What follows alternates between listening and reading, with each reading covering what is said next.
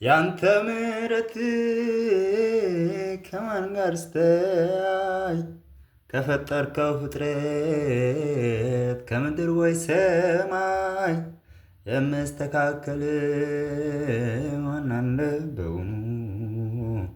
አባቴ ምሕረት ያክላል አንተን መለኪያ የሌለው መስፈሪያ የሌለው እንደ ታላቅ ነው። መለኪያ የሌለው መስፈሪያ የሌለው እንደ ታላቅ ነው። እንዴት እንዴት እንዴት ታላቅ ነው! እንዴት እንዴት እንዴት ታላቅ ነው!